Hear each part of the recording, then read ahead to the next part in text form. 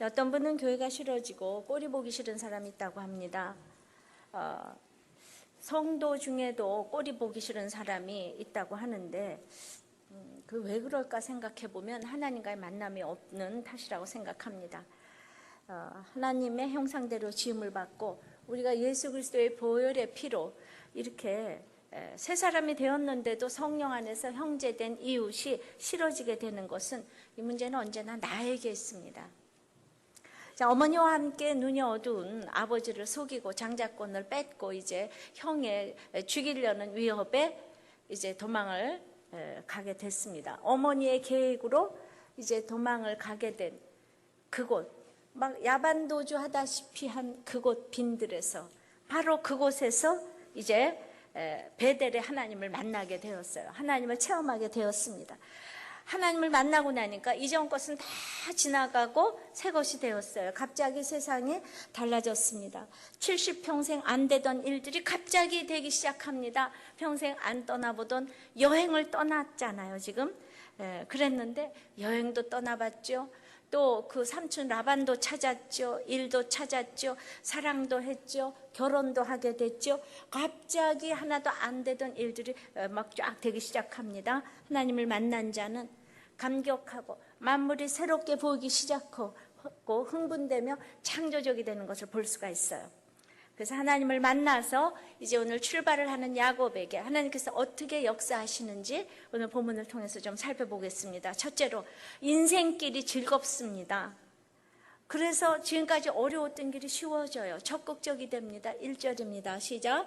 야곱이 발행하여 동방 사람의 땅에 이르러 28장 10절에서는 브엘세바에서 하란을 떠날 때는 황급히 떠났는데 지금 하나님께 소원이 많아서 이렇게 서원 기도를 하고 떠난 그 야곱은요, 이 발행했다는 것이 막 두 발을 들어 올렸다는 뜻인데요, 그것은요 날아갈 뜻이 지금 갔다는 뜻이에요.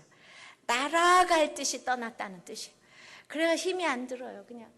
그냥 막 너무나도 이 동방 사람의 땅에 이르렀다는 거는 이 800km를 하루에 수십 킬로씩 걸어도 한 달 이상은 걸리는데 뭐 어떻게 수십 킬로씩 걸을 수가 있겠어요? 근데 그 수십 킬로가 하나도 어렵지가 않은 거예요. 나그네 길이 즐거워지는 거예요. 이 땅의 기쁨의 원천은 하나님밖에 없기 때문입니다. 우리가 기쁘면요 같은 일이 쉬워진다고. 자, 그래가지고 이제 가면서 본즉 2절에 우물이 있고 그 곁에 양새떼가 누워 있어요. 그리고 이제 3절에 모든 떼가 모이면 그들이 우물하고 해서 돌을 옮기고 양에게 물 먹이고 여전히 우물하고 그 자리에 돌을 덮었는데 이제 양떼와 목자를 만나면서 4절에 야곱이 그들에게 이르되 나의 형제 어디로소뇨? 그들이 가로되 하란에서로라 이렇게 얘기를 합니다. 두 발 들고 날아갈 듯이 기뻐서 출발을 하니까 우물도 만나고 하란에서 온 사람도 만나고 이러면서 이제 그 뒤에도 보니까 5절에 야곱이 그들에게 이르되 너희가 나홀의 손자 라반을 아느냐? 그들이 가로되 아노라 그럽니다. 이제 라반의 외삼촌 라반의 소식도 잘 듣고 라반을 아노라, 이건 야다의 하나님, 그 야다의 아주 그 라반의 인간성까지 잘 안다는 이런 목자들을 이렇게 만난 것입니다. 다 지금 됩니다. 출발을 하니까 만나고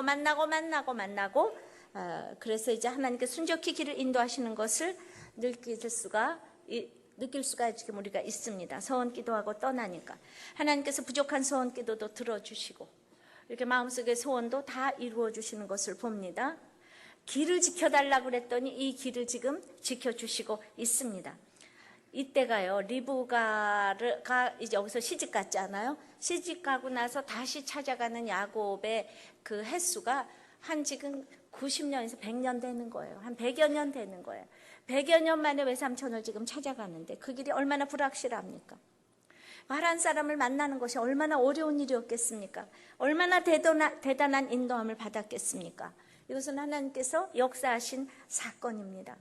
내가 100년 지났는데 이북에 가서 내 고향 사람들을 만나기가 얼마나 어렵겠으며 또 그들이 나를 친절히 대해주겠습니까? 저는요, 양가 부모님이 전부 이북이에요. 저는 제 책에 제 고향에 자꾸 대구라고 나오는데 대구 피난길에서 났다, 그것밖에 없어요. 근데 자꾸 거기다 고향을 대구라고 적대요. 나는 그런 일을 그게 무슨 말인지 잘 몰랐는데, 그래서 제가 무슨 지옥에 무슨 경상도 편을 든다, 그게 아니고 피난길에 그냥 거기서 났다 이거예요. 났다. 그래서 이제 정말 그 100년 만에 그것을 볼 때 내가 신우주를 이제 마주 바라보고 있는 단동에 갔을 때 바로 보이는 압록강 건너편이 바로 우리 엄마 아버지 고향인 그 의주라고 하더라고요.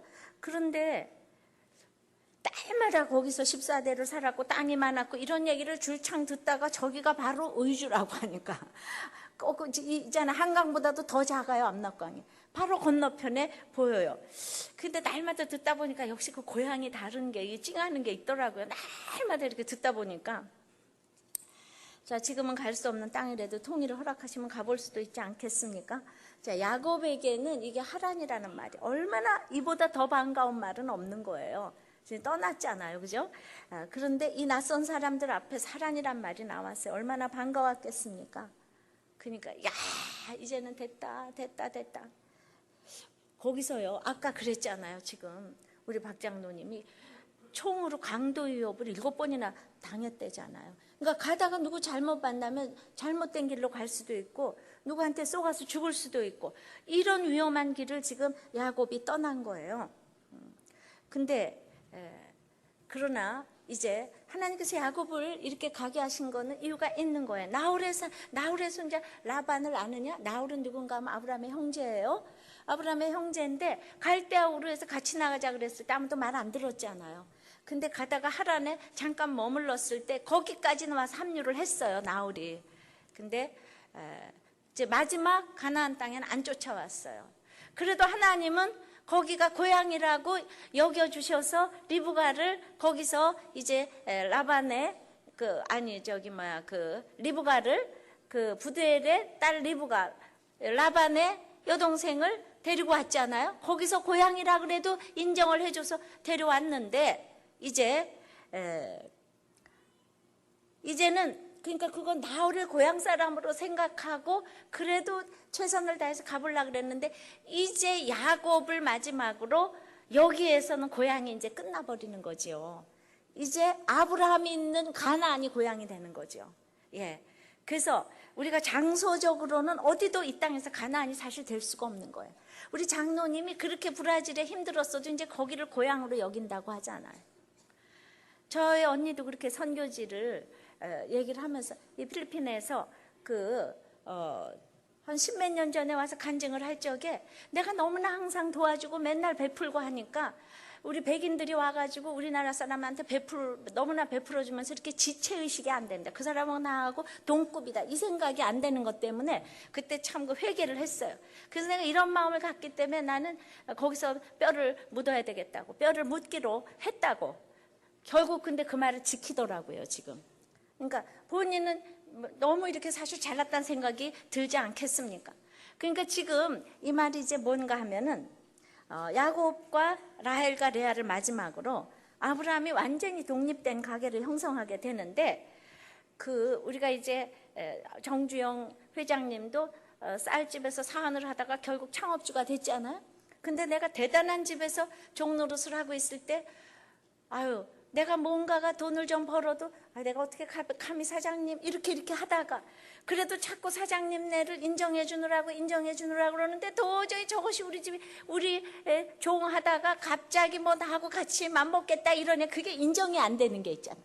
그래서 3대를 기다려주다가 여기서 이제 발 터는 거예요. 이젠 끝났다. 내가 할 도리 다 했다. 나홀의 손자 라반을 아느냐? 이제 라반의 딸 데려오고 이걸로 끝이다. 나홀과 부두엘과 이제 라반은 결국 아무도 안 따라오잖아요. 그래서 이제 하나님을 만난 자는 이제 끝까지 겸손하고 하나님께서 창조적이 되니까 이렇게 아무것도 없어도 창업도 하게 되고 인생이 즐거우니까 일의 능률도 오르게 되고 결국은 리더십을 야곱에게 밀어주는 걸 볼 수가 있게 됩니다. 무슨 말인지 모르겠지요, 그죠? 나는 맨날 설교를 하면 여러분들이 모를 것 같은 이런 건강한 두려움을 가지고 맨날 모르시겠습니까? 그러니까 왜 자꾸 여기를 고향으로 얘기를 하는가?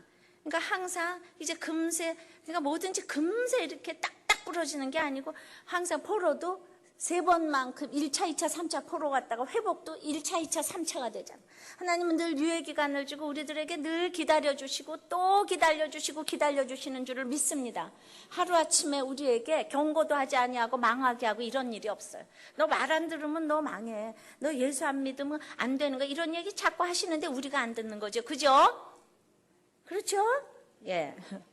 자, 그러니까 인생길이 즐겁게 되니까 이제 두 번째는 보는 시각이 달라지는 거예요. 2절입니다. 4절까지. 본즉 들에 우물이 있고 그 곁에 양새떼가 누웠으니 이는 목자들이 그 우물에서 물을 양떼에게 먹임이라. 큰 돌로 우물 아구를 덮었다가 모든 떼가 모이면 그들이 우물 아구에서 돌을 넘기고 양에게 물을 먹이고는 여전히 우물 아구 그 자리에 돌을 덮더라. 자, 본즉 들에 우물이 있습니다. 곁에 양새떼가 있어요. 그러니까 우물을 보고 기뻐하고 양떼를 보고 기뻐하고, 그러니까 양떼가 있으니까 이제 목자가 또 있을 것이고, 그래서 빨리 목적지를 찾을 수 있으리란 생각 때문에 기뻐하면서 이제 감사가 터져 나오는데, 3절에 보니까 모든 떼가 모이면 그들이 우물하고 해서 돌을 옮기고 양에게 물 먹이고 여전히 우물하고 자리에 그 돌을 덮었다 그랬잖아요. 당시에는 이 일이 참 중요한 거가 돼서 지금 이거를 언급했지만은, 이렇게 내가 너무 기쁘면서도 야곱이 보기에 있잖아요. 야곱이 이 사람이 장사꾼 아니에요. 그러니까 이제 나중에 돈도 벌잖아요. 그러니까 그들의 목양이 참 비합리적으로 이렇게 보이는 거예요. 그래서 물이 그 당시에 아주 귀했기 때문에 양떼가 다 모여서 한 번만 이제 돌을 옮기고 물 먹이고 가니까 아침부터 온 사람은 양들이 다 올 때까지 몇 시간이고 기다려야 되는 거예요. 그러니까 그 목자들 사이에 물이 귀하니까 협약을 맺었지만은 이거는 참 효율적이지 못하다, 이런 거를 야곱이 봤다고 생각이 들어요. 이 얘기가 왜 길게 언급이 돼 있을까 생각하면서, 그래서 믿고 나면 모든 것이 이제 심상치 않게 보이는 거예요. 집에서 죽이나 쓰고 있던 야곱이 갑자기 목양하는 게 보이는 거예요. 이런 얘기가 그때는 없었잖아요. 삼촌을 찾으러 가는 게 목표지만은 가는 길에 하나님을 만난 사람들은 이렇게 보이는 게 있어요. 또 자세히 보입니다. 그래서 하나님 때문에 출발을 하니까 사업도 보이고 눈에 보이는 것이 있게 됩니다. 그래가지고 이제 6절에 그 야곱이 그들에게 이르되 그가 평안하냐 가로되 평안하니라. 그 딸 라헬이 지금 양을 몰고 오느니라. 야곱이 가로되 해가 아직 높은즉 짐승이 모일 때가 아닌 양에게 물을 먹이고 가서 뜯기라. 그들이 가로되 우리가 그리하지 못하겠노라. 때가 다 모이고 목자들이 우물하고 해서 돌을 옮겨야 우리가 양에게 물을 먹이느니라. 이제 라헬이 온다는 얘기를 듣고 다른 목자들 보고 이제 빨리 가라고 이제 계획을 짰어요. 또 왜냐하면 라반의 딸이 네 배우자가 될 거라 그랬잖아요. 그래가지고 그러면서 해가 아직 높은즉 물을 먹이고 가서 풀을 뜯기라. 여기에는 그게 협약인데 있잖아요. 그 목자들은 절대로 그러면 안 되는데, 야 게을러 터졌지, 여기서 앉아서 허구정창 그렇게 기다리고 있느냐? 그러니까 책망 비슷한 말을 했어요. 그러니까 그들은 이거 협약이니까 절대로 먹일 수가 없다고 그랬어요. 우리는요, 예수님도 그 당시 관행을 따라서 오셨으면은 이 유대인의 전통 제사를 다 폐지할 수가 있었겠습니까? 우리는 반드시 양으로 번제를 드려야 되는데, 예수님이 내가 성전의 제사 번제물이다 그래도 유대인들이 다 예수님을 잡아 죽이려고 그랬잖아요. 그러니까 뭐든지 전통이 옳은 것만은 아니에요. 근데 야곱이 집에서 죽이나 쓰던 때와는 아주 달라졌어요. 적극적이고 솔직해졌어요. 그래가지고 그 10절에 보니까 야곱이 그들과 말하는 중에 라헬이 그 아비의 양과 함께 오니 그가 그 양들을 치미었더라. 야곱이 그 외삼촌 라반의 딸 라헬과 그 외삼촌의 양을 보고 나아가서 우물하고 해서 돌을 옮기고 외삼촌 라반의 양떼에게 물을 먹였어요. 그래가지고 소극적이던 야곱이 적극적이 되어가지고 그들이 뭐라 그러던 돌을 착 옮기고 물을 착 먹였어요. 여러분, 이건 야곱의 인생에서는 있을 수 없는 일이에요. 야곱이 형도 무서워서 벌벌 떨고 그냥 맨날 거짓말이나 하고 이러던 사람이, 사실 이거는 이제 올바른 일이었는데 보는 시각이 달라졌어요. 그래서 욕을 먹을 때는 먹어야 되고 안 먹을 때는 안 먹어야 되는데 그걸 거꾸로 하다가 이런 건 욕을 먹어야 돼. 하루 종일 그 시간이 얼마나 낭비가 되는데 이거 또 내가 지금 먹어야 될 건 먹어야 돼. 이러면서 참 야곱이 적극적이 됐구나 이거를 보는데 사람이 즐거워지면 시각이 달라진다 그랬잖아. 일본 호리바 제작소의 호리바 마사오 고문의 그 즐거운 직장의 창의 경영 이런 인터뷰를 제가 어저께 읽었습니다. 이분이 얘기하기를 일이 재미없으면 어떻게 20살부터 80살까지 일을 할 수가 있겠는가. 근데 일은 힘든 것이라는 것이 쇠뇌가 돼 있어가지고 다들 일을 하고 나면 아유 고생하셨습니다 이러는데 이게 참 바보 같은 얘기라는 거예요. 이 회사가 세계 1위의 분석 계측 장비 업체고 전 세계 자동차 배기가스 계측기 시장의 80%를 차지하고 있는데 이 호리바 고문의 어록은 이분이 85살이신데 모난 사람이 모나지 않은 사람보다 더 뛰어날 가능성이 높다. 삐져나온 것은 더 삐져나오게 해라. 남의 말을 듣지 말라. 싫으면 관둬라. 신입사원 면접 때부터 귀하는 다른 사람과 다른 게 무엇이냐는 질문에서부터 시작이 된다는 거예요. 다른 사람과 똑같은 사람은 월급을 되돌려받고 싶다는 거예요. 그러니까 뭐든지 창의적이고 그래서 어떻게 이 회사가 그렇게 재밌겠어요. 그러니까 사실은 이 배기가스도 워낙은 이 심장 때문에 맨 처음에 시작을 한 건데 그 깨끗한 거를 자동차 배기가스에 쓰자고 그래서 그 더러운 데서 어떻게 쓰냐 그랬는데 어떤 사원이 그 자동차 3대만 만들어 보겠다고 그래가지고 팔지만 못해봐라 그랬는데 그렇게 욕을 먹으면서 절대로 안 한다고 그랬는데 그 사람이 몰래 만들어서 3대 팔았는데 그것 때문에 오늘 전 세계 자동차로 석권을 해서 그 사람이 이 사장한테 막 그 아이디어를 내가지고 야단을 맞아가면서 지금은 그분이 사장이 됐다 그러더라고요. 그런데 중요한 거는요, 여기가 예수 믿는 그 회사인지도 모르겠지만서도 어떻게 재밌을 수가 있어요. 이 회사 사원이 그 즐겁고 재미있겠는데. 여러분, 재밌는 것은요, 이기적인 사람 절대로 안 돼요. 그래서 이기적인 사람은요, 유머도 못하는 거예요. 이기적인 사람은 이 재미가 없어요. 이 회사 사원이 뭔가 하면은 첫째가 이익보다는 사회의 공헌을 중시한다. 그러니까 매출이나 이익이 그 결과로 오더라. 둘째는 인재를 중시한다. 종업원은 재료가 아니라는 거예요. 재료가 아니라는 거예요. 소중한 재산이라는 겁니다. 한 사람 한 사람의 개성을 소중히 여긴다는 거예요. 세 번째가 재미있고 즐겁게, joy and fun. 그러니까 즐겁고 재미있게, fun이라는 거는 엉뚱하다는 적용도 있잖아요.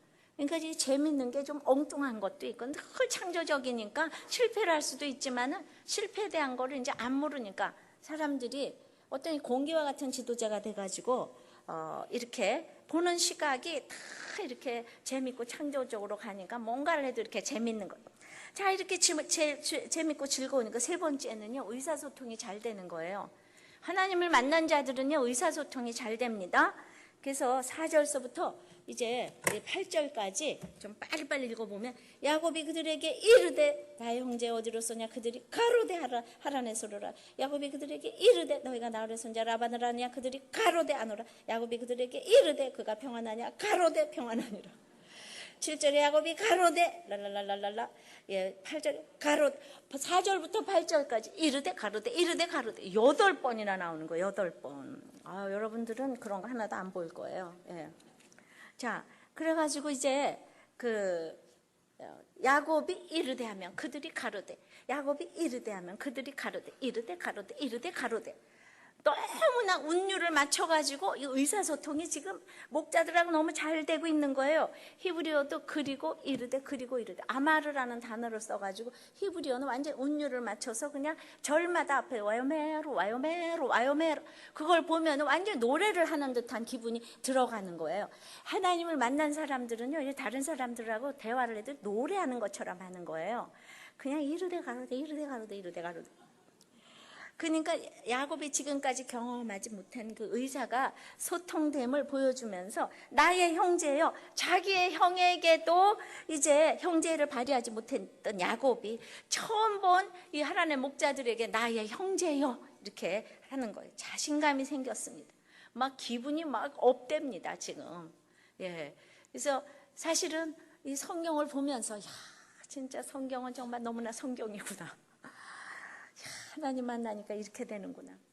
일단 대화가 되는 거는 시작이 좋은 거예요. 가능성이 있는 것입니다. 이 호리바 제작소는요, 그달에 생일 맞은 사람을 한 100명을 초청해서 파티를 하는데 중간 관리자들은 다 빠지고 이제 그 사원과 임원들만 딱 모여서 최고 경영진과 제일 밑에 사람의 의사소통이 되는 거를 늘 한 달에 한 번씩 그 기회를 갖는 거예요. 그러니까 신입사원부터 나이든 주부사원까지 호리바 고민이 85살인데 다가와가지고는 그냥 다 수다를 떨고 그냥 다 사진을 찍는다는 거예요. 예. 그래가지고 그 호텔 시설을 자랑하는 연수원 운영하는데 이제 그 50명 규모에서 120명 규모로 늘려서 중축을 했는데 거기 듣는 과목이 한 100과목쯤 되는데 그것이 다 직원들의 의견을 모아서 개설했고 직원들 스스로가 다 강사가 된다는 거예요. 그러니까 인재를 보이지 않는 재산이라고 표현을 하는데 이분이 사람의 마음을 어떻게 돈으로 살 수 없다는 거예요. 그런데 그 마음에 깃든 신뢰감에 아주 조그만 차이가 경쟁력에 큰 차이를 가져온다 그랬잖아요. 저는 이거를 딱 보면서 또 우리들 걸 생각했습니다. 이 평신도를 말로만 부르짖는 게 아니고 이렇게 정말 하다 보니까 이 서로 간에 이 신뢰가 생겨서 그 세워서 강의도 하게 하고 또 이 오늘 지금 초원직이 직이 다 세워가지고 인도를 하게 하니까 이것이 이제 그 마음에 깃든 이 신뢰감 때문에 이 돈으로 살 수 없는 경쟁력이 생기게 된 걸 우리가 보게 되는 거예요. 예. 이렇게 큰 교회가 정말 거의 정말 자비랑 봉사자들이 차원함으로 하니까 이 교회 사역자들도 거의 안 바뀌니까 안정감이 또 있잖아. 그러니까 참 어디나 이렇게 뭐가 되는 데는 참 이게 성경적인 원리를 가지고 하는구나 이거를 생각해 봤어요. 근데 야곱이 이렇게 하나님의 목자들과 의사소통이 가능했던 것은 평소에 리브가 어머니가 고향의 언어를 가르쳤기 때문일 거예요. 그러니까 100년이 넘어갔는데 리브가 떠난 지 하나님의 언어를 가르치지 않았으면 어떻게 가서 딱 의사소통이 되겠습니까? 그러니까 우리가 저기 야곱이 떠나기 전에는 언어를 쓸 필요가 하나도 없는데 빈들에 가니까 이 언어를 쓸 필요가 딱 있잖아요. 그러니까 우리가 어렸을 때부터 아이들에게 11조니 성경 가르쳐 주니까 빈들에 가면 그게 딱 생각이 나잖아요. 그러니까 진짜 어렸을 때 여러분들은 아이들에게 11조를 가르쳐야 돼요. 우리 다 아이들이 어렸을 적에 그 11조 한 것만 기억에 남는 데잖아요. 그러면은 내가 하나님 앞에 그 물질을 드리면 아까워서라도 애들이 꼭 예수 믿어요. 내가 어렸을 때 그게 정말 아무것도 없을 때 이거 다 드렸는데 그러면 어디 가서 도박을 하고 뭐 해도 그 물질 드리는데 그 딱 생각이 나는 법이거든요. 여러분들은 애들한테도 꼭 그거를 그렇게 아이들한테 이걸 가르치셔야 됩니다. 그러니까 성령이 임하는 날 빈들에 가니까 이게 다 생각이 나는 거예요. 어머니가 했던 말이 다 생각이 나는 거예요. 자, 우리가 하나님의 명령을 감정으로서가 아니라 하나님의 진리의 말씀으로 받아들여 순종을 하게 되는 것이 의사소통의 큰 비결입니다. 뭐라고요? 하나님의 말씀은 감정으로 듣는 게 아니고 진리의 말씀으로 받아들여서 순종하게 되는 것이 의사소통의 큰 비결입니다. 자, 오늘은 가정 얘기 안 해서 아주 좋네 그러셨겠지만 제가 왜 안 하겠습니까? 또 하지. 직장만 의사소통이 문제가 되는 게 아니라 가정에서도 의사소통, 부부간에도 의사소통, 이것이 안 돼서 우리가 다 무너지잖아요. 의사소통이 가장 문제인 거예요. 자, 어떤 어린 아내가 자기가 준비한 냄비 요리를 이제 남편의 차에 싣고 가다가 그 남편의 난폭 운전 덕에 이게 와르르 다 쏟아져 버렸어요. 차 바닥에. 근데 이 남편 아내 보고 네가 하는 일이 다 그렇지 이 멍청하고 부주의한 아무게 막 퍼붓습니다. 그러니까 이 어린 아내가 즉시 사과를 했는데도 이후로도 계속되는 잔소리 욕설은 도를 넘었습니다. 이 남편 뭐든지 탓을 하는 거예요. 자기가 조금만 잘못해도 현관에 불을 켜놓지 않아서 도둑이 들었다는 둥, 아이들 수련장을 풀지 않게 해가지고 아이가 시험을 못 쳤다는 둥.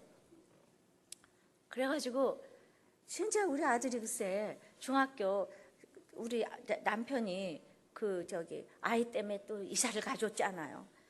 그랬는데 그냥 들어가가지고는 자기가 생각하는 것만큼 성적이 안 나오니까 갑자기 우리 아들 책상을 안방으로 들여놓으라고 그 밤중에 우리 아들 다 깨워가지고 그리고 나보고 잠자지 말고 둘이서 공부하라고. 내가 그랬던 일이 있었어. 자, 그러니까 사과를 하고 그러면 뭐 욕설이 끝나면 다행인데 그렇지 않은 집이 수두룩하잖아요. 자, 어떤 분이 보냈습니다. 자기는 결혼 뭐 6년 차인데 너무나 아이 낳은 지 10일 지나고 뭐 돌봐줄 사람 없고, 근데 집에는 먹을 것이 항상 없는데 남편이 도박하러 나가서 2주 만에 들어오고, 또 뭐 아이들이 아프고 약도 없고 돈도 하나도 없고 먹을 것도 없는데 안 들어온다는 거예요. 이 도박 중독이다 보니까 부부싸움을 하게 되면 고함을 치고 부시고 하기 때문에 아이가 어릴 때부터 이것을 보아서 막 자폐 증세까지 생겼다는 거예요. 그런데 저 아이들까지 이렇게 하게 되면서 그렇게 이혼을 하지 말아야 하는 건지, 아니 이렇게까지 엄청난 피해를 입으면서 왜 이혼을 안 해야 하는 건지 나는 이것이 알고 싶다고. 집에 동전 하나가 없다고. 그런데 나는 목사님 말씀 한번 듣고 싶다고. 왜 이혼하지 말라 그러는가? 피눈물을 흘리면서 몸부림치며 울던 날이 하루 이틀이 아닌데, 나는 남편을 칼로 죽이는 상상, 남편이 교통사고로도 나서 죽는 소망까지 갔는데 막 이런 제가 악한가요? 나는 막 남편이 죽는 상상이라도 하면 약간 희망이 생긴답니다. 근데 저나 남편이나 너무나 이 명문대학을 졸업할 만큼 공부도 할 만큼 다 한 사람인데 이제 왜 이혼을 하지 말라 그러냐? 모든 사람들의 질문은 목사님이 사이코패스하고 살아봤냐? 쇠파이프로 맞아보기를 기도한다. 뭐 도박살 하는 사람하고 살아봤는가? 그래요. 얼마나 힘든지 알아. 그러니까 이제 이럴 경우 의사소통이 전혀 안 되는 경우인 거예요. 이렇게 기가 막히고 피눈물을 흘리면서 사는 부부가 한둘이 아니고요. 그런데 이제 이분이 맨 처음에 결혼하자마자 힘들어가지고 제 설교를 이제 좀 들었대요. 들었지만은 이게 말씀이 안 들리니까 그 다음에 안 들었다는 거잖아요. 그때도 저는 하루도 정말 한 주일도 가정 얘기를 안 한 적이 없는데 안 들었는 거예요. 그냥 말씀이 안 들리니까 이게 의사소통이 안 되는 거죠. 그러니까 이제 듣는다는 거예요. 그렇게 힘들어도 이 하나님의 말씀을 진리의 말씀으로 받아들여서 이 순종을 하지 못하는 것이 의사소통의 단절이라는 거죠. 그러니까 하란의 목자들이 이 관행과 경직된 사고방식을 가지고 있는 걸 보았지만은 형제여 하고 지금 다가가는 것은 야곱이 하나님을 만났기 때문이잖아요. 받는 사랑에서 주는 사랑으로 온전히는 아니더라도 가치관이 바뀌었기 때문인데, 그 처음 보는 사람에게 가서 형제여 하게 된 거예요. 근데 우리가 그거 참 어려워요. 저는 처음 보는 아파트에 가서 엘리베이터에 땄는데 안녕하세요 이게 잘 안 나와요 아직도. 그죠? 맨날 보는 사람은 하지만 처음 보는 동네에 가가지고 아파트 엘리베이터 탔는데 여러분들 아무나 보고 안녕하세요 하세요? 네. 근데 외국 사람들은 어디를 가나 딱 눈을 쳐다보고 이런다니까요. 근데 우리는 저것이 왜 나를 아는 척을 하나 이래가지고 둘이 쑥 들어가가지고 죄진 사람, 그게 이제 그 문화의 차이예요. 기독교 문화의 차이인 거예요. 그러니까 그만큼 이제 믿어가지고 하려고 해도 있잖아요. 이게 뭔가 좀 어색하고 그런 게 이제 우리가 좀 있는 거예요. 그러니까 이렇게 야곱 이르되 하면은 목자들이 가로되 하잖아요. 이르되 하면 가로되. 이게 의사소통이 돼야 되는데 야곱은 그동안 형과 아버지와도 의사소통이 전혀 안 됐던 사람인데 하나님을 만나자 이것이 된 것입니다. 근데 많은 여자도 그렇지만 남자들 중에 이런 사람이 많아요. 평생 사랑한다고 고백해 본 일이 한 번도 없다는 거예요. 부엌에 들어가서 그릇을 씻어 본 일도 한 번도 없고, 어렸을 적 말고는 자녀들을 안아본 일도 한 번도 없고, 자녀들을 위해 진심으로 한 방울의 눈물도 흘려본 일이 없대. 이런 배우자들이 꽤 있는 거예요. 자, 가정의 문제는요, 근본적으로 영적인 문제입니다. 가정은 가장 치열한 영적 싸움터임을 깨닫는 믿음이 필요해요. 그래서 주님께서는 가족들이 마음의 문을 열고 서로를 사랑할 수 있는 방법을 주셨는데, 그것이 뭔가 하면 바로 아내는 남편에게 순종을 하고 남편은 아내를 위해서 희생하는 것 외에는 의사소통이 되는 것이 없게 하셨어요. 우리는 부부관계를 좋게 하고 효과적인 대화법을 하고 야시시한 옷을 입고 이러면서 부부싸움하는 방법 아무리 가서 배워도 일시적이에요. 그러니까 성령님의 도움이 절대적으로 필요한 거예요. 자, 남편과 나도, 제 남편과 저도 의사소통이 전혀 안 됐죠. 아까 그랬잖아요.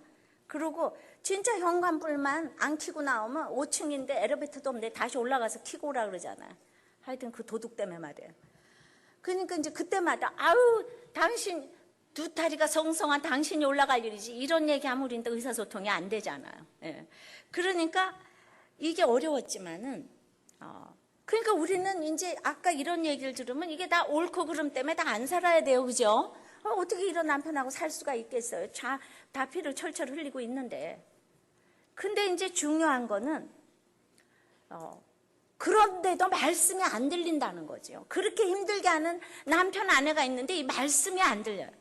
그러니까 제가 5년 동안 말씀이 안 들리니까, 장로 딸로서 말씀이 안 들리니까 내가 왜 이렇게 하고 사는가 이 생각을 했지만은, 내가 이제 나의 부족을 보고 이제 나의 죄를 보면서 나보다 이제 상대방의 유익을 먼저 생각해 주는 마음이 이 성령님의 도움으로 이제 생기고 나니까 남편과 내가 의사소통이 이렇게 안 될수록 자꾸 연구를 하게 되고, 그리고 이제 내 자신의 이기심을 보게 되니까 결국은 이 의사소통이 안 되는 남편 때문에 점점 나는 다른 사람들하고 의사소통이 잘 되더만요. 그러니까 남편하고만 의사소통이 되려고 집에서 아무것도 안 하고 남편이 언제 들어오나 그것만 바라고 앉았으면 우린 다 죽어야 돼.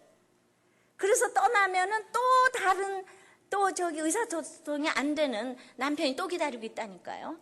그럼 이제 돈 많은 남편이 그 다음에 또 바람 피는 거예요. 돈 없어서 갔더니. 그래서 세 번째 또 갔더니 그 다음엔 그 남편이 또 안 걸렸어. 그래서 또 바꿨더니, 그게 사마리아 여자 5번 남편 바꿨는데 지금 있는 남편도 네 남편이 아니라 이랬잖아요. 예, 그러니까 제가 남편하고만 얘기를 하려고 하다가 너무나 여기서도 내 죄를 보고 저기서도 내 죄를 보고 이러니까 다른 사람들하고 의사소통이 너무 잘 되는 비결을 배우게 됐어요. 그리고 역설적이게도 이제 그렇게 배우게 되니까 남편과 의사소통이 되게 점점 하시더라고요. 자, 이 땅에서 있잖아요. 그렇게 아름답고 그림처럼 아름다운 부부, 그런 것만 아름다운 게 아니에요. 여러분들 번제를 드릴 때 성소 안에는 번제가 그냥 완전히 하나님께 드려질 때 그냥 핏소리가 요란하고 더럽고 그렇잖아요. 거기에 번제로 드려지는 것이 가장 아름다운 제물인 거죠.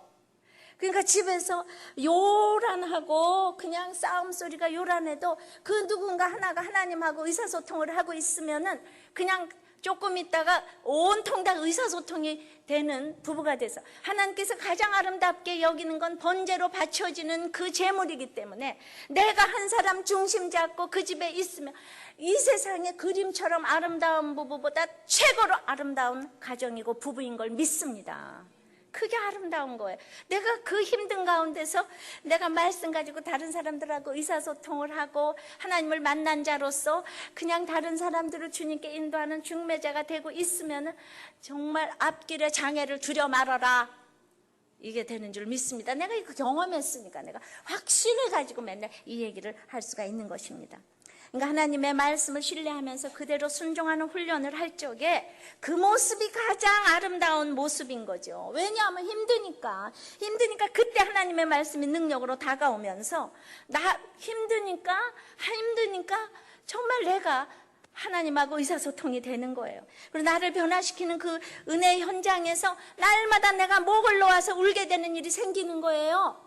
나의 부족을 보고 남편이, 그러니까 에서처럼 원망과 후회와 증오의 눈물을 흘리는 게 아니고 남편하고 의사소통이 안 돼도 내 죄가 보이니까 이게 은혜가 너무 감사해서 그냥 정말 목을 놓아 울게 되는 일이 생기게 되는 것이 바로 의사소통이 되는 정말 이 결론인 줄을 믿습니다.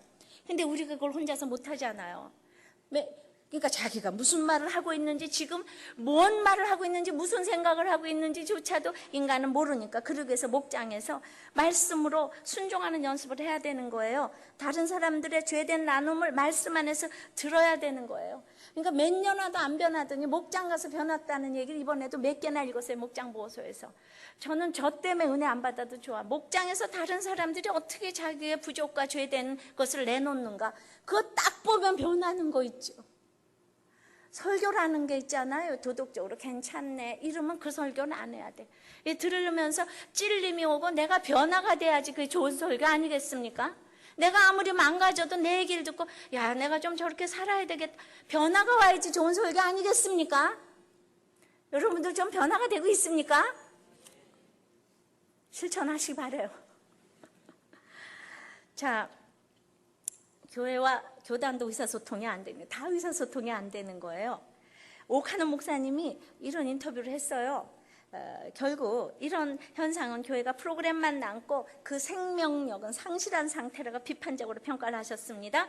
그래서 이와 함께 한국교회가 이러한 현상에 처하게 된 근본적인 원인이 목회자의 잘못이 크다고 보시는가라는 질문에 대해서 100% 목회자의 책임이다 이렇게 하면서 나아가서 교단과 신학교 등 역시 책임을 면키 어렵다고 지적을 하셨어요.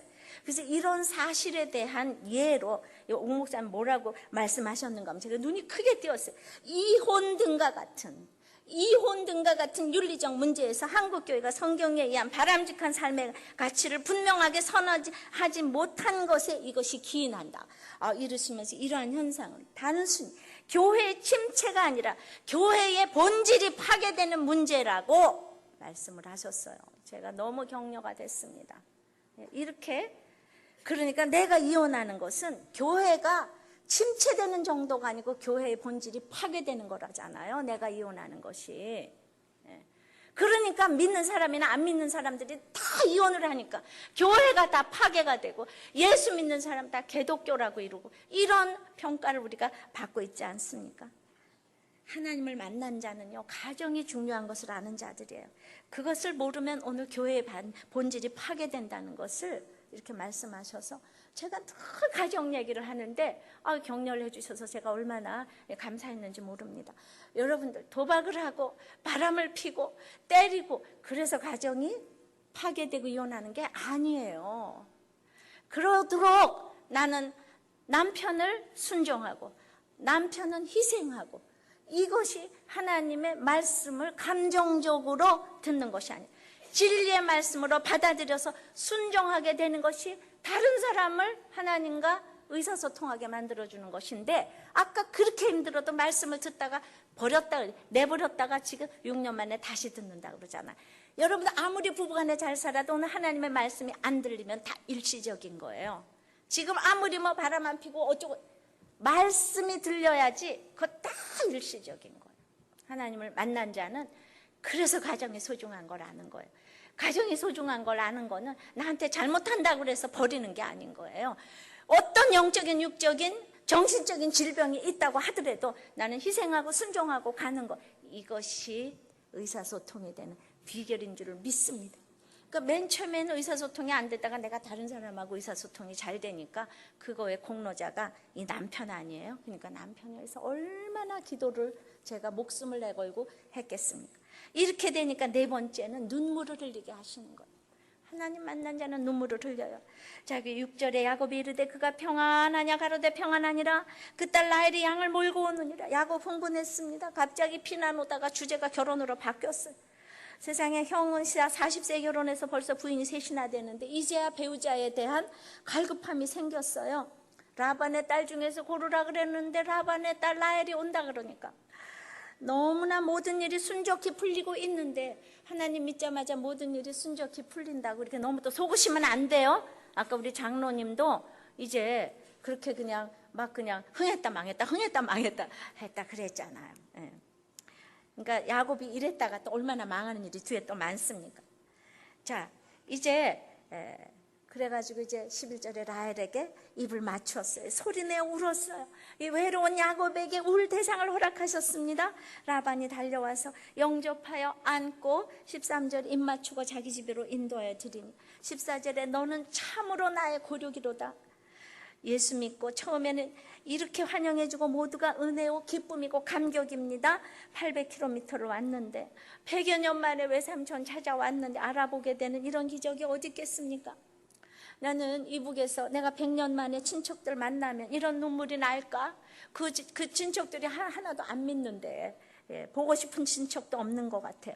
그러나 야곱이 변하여 새 사람 되니까 사람을 보고 지금 울기를 다 하네요. 자기 고향 사람 만나니까 울기까지 하네요. 저는요, 옛날에 사람 보고 그렇게 울어본 일 없다니까요. 아니, 내가 그렇게 이기적인데 누굴 보고 울겠어요, 제가. 그런데 에서는 분노와 후회와 증오의 눈물을 흘렸지만은요, 여러분 가만히 생각해 보세요. 야곱은 울었다는 얘기가 한 번도 없다니까요. 기억나세요? 없어요, 없어. 그랬던 야곱이 자기의 이제 동반자를 보고 처음으로 울었다는 얘기가 나옵니다. 야곱의 눈물은 우리가 흘려야 할 눈물이에요. 하나님 때문에 새로운 인생을 시작한 야곱은요, 뭐든지 새로워졌어요. 눈물도, 일도, 사랑도, 사람에 대한 시각도, 연애도, 모든 감사도 다 달라졌습니다. 하나님을 만난 자는 이 세상과 구별된 사람이에요. 믿는 사람은 다르다는 평가를 받아야 하나님을 이제 전할 수가 있는 것입니다. C.S. 루이스가 그랬어요. 은혜는 우리로 하여금 우리의 부족을 어린아이처럼 완전히 즐겁게 인정하고 받아들이도록 한대잖아요. 내가 목장에서 오픈하고 이러니까 내가 이런 얘기 괜히 하는 거 아니야? 이런 게 아니고 막 어린아이처럼 완전히 즐겁게 인정하고 받아들이는 것. 이게 은혜래잖아요. 자기의 부족을, 자기의 죄됨을. 그러니까 그 오픈에 대해서 자꾸 의문을 드는 사람은 정말 이거는 구속사적으로 주님 못 만난 사람들이에요. 구원의 확신이 없는 사람들이에요. 자기가 잘났다고 생각하는 거예요. 하나님 앞에서. 완전히 어린아이처럼 즐겁게 인정하고 받아들이는 거예요. 그러니까 우리가 자기의 부족을 말하면서 울 수가 있는 거예요. 은혜이기 때문에 즐겁게 인정이 되는 것입니다. 은혜를 아는 사람은 하나님을 전적으로 의지할 수 있다는 사실에 기뻐합니다. 자, 우리 교회 집사님 한 분이 이제 올린 글이에요. 회사가 어렵다 보니까 외부로부터 시달림도 있지만은 내부적인 시달림도 있다고. 제가 중국 공장에 청산 절차를 밟고 있던 중에 저희 중국 공장에 한국 파견 직원 한 분이 큰 돈을 요구하고 있다는 거예요. 저는 구체적인 내역을 요구했지만 이에 대한 답변은 없고 돈만 보내라. 안 보내면 두 번 다시 중국에 발을 못 들이게 하겠다. 제가 그걸 거절을 하니까 이제 지난주일에 저희 아버지께 수차례 전화를 했다는 거예요. 이분은 중국 법인에 계시면서 저희 아버지가 여기는 이분도 공장이고 아버지도 중국 공장이겠나 봐요. 아버지 공장 중국 소재 출장 오실 때면 제가 고마울 정도로 아버지께 잘해드린 사람인데 아버지는 돈이 있고 저는 이제 어렵게 되죠. 아버지께 전화를 드린 것이고 아버지가 자신을 아들보다 더 신뢰한다고 생각했기 때문에 전화를 한 거예요. 그러니까 아버지가 격노하셨고 긴급 호출하셨어요. 그래서 이제 무슨 말을 드릴까 고민하면서 갔는데 아버지는 저의 말보다 저희 직원의 말을 더 신뢰하고 있는 상황이었고 제가 콩으로 매주를 썼다고 해도 믿지 않으실 상황이었는데 구체적인 데이터와 증빙 자료는 아무 소용이 없어요. 이 아버지는 안 믿는 분이에요. 이 아들이 너무 똑똑하고 정말 너무나 똑똑하고 공부를 잘하는데도 불구하고 지금까지 아들을 절대로 신뢰하지 않아요. 안 믿어요. 아버지에 대한 상처가 너무나 많아요. 그랬는데 회사도 지금 하다가 이렇게 되니까. 그래서 형 어떻게 이런 아들을 놓고 그렇게 참 그 아버지는 정말 이상하신 분이야. 이렇게 잘난 아들을 그렇게 상처를 주고 그러시는지 몰라. 그랬는데 정말 아버지를 뵙고 말씀을 드렸어요. 지금 이제 50까지는 안 됐어도 이 평생 말이죠. 이렇게 얘기했대요. 저희 직원이 말씀드린 거 사실이 아닙니다. 하지만 모든 책임은 저에게 있습니다. 오직 제가 못났고 사장으로 믿었지 않았으면 직원이 사장인 저의 전화는 받지도 않고 저에게 전화도 안 하고 아버지께 전화를 드렸겠습니까? 진심으로 아버지께 죄송해요. 회사는 부채를 갚아나가고 있고 금년은 이익도 예상되지만 워낙 기존 부채가 많아 어려운 상황입니다. 내일 당장 문을 닫을지도 모르겠습니다. 하지만 어려운 상황에서 저희 가족은 결혼 이후 가장 행복합니다. 와이프를 따라 교회를 다닌 이후 저의 마음과 몸이 새로 태어났고 평강하고 건강한 웃음을 되찾았습니다. 성경과 기도만을 가까이 하시던 그 할머니의 시가 저에게도 발화가 된 것 같습니다. 그렇게 딱 얘기를 했더니 아버지가 아무 말씀 없으셨고 돌아가라고 하셨대요. 다음날 아버지는 전화를 하셔서 회사가 어려워지면 그런 직원은 있기 마련이다. 그 직원도 어려워진 회사에 대한 미움이 있을 수밖에 없으니 어렵겠지만 토닥거려 줘야 한다고 달라고 하셨대요. 아버지로부터 머리털을 하고 제 인생에서 처음으로 신뢰를 받는 순간이었대요. 회사가 잘 돼서가 아니고 학교를 뭐 서울대를 들어가서가 아니라 진짜 솔직하게 자기의 부족을 얘기했더니, 자기의 부족을 그대로 얘기했더니 망할지도 모른다고. 그런데 처음으로 예수 믿고 지금 평강해졌다고, 건강한 웃음을 찾았다고 이렇게 얘기를 했더니만 처음으로 신뢰를 받았대요. 할렐루야. 하나님을 만나면 이렇게 길이 열린다니까요. 똑같은 광야에서 길이 열린다니까요.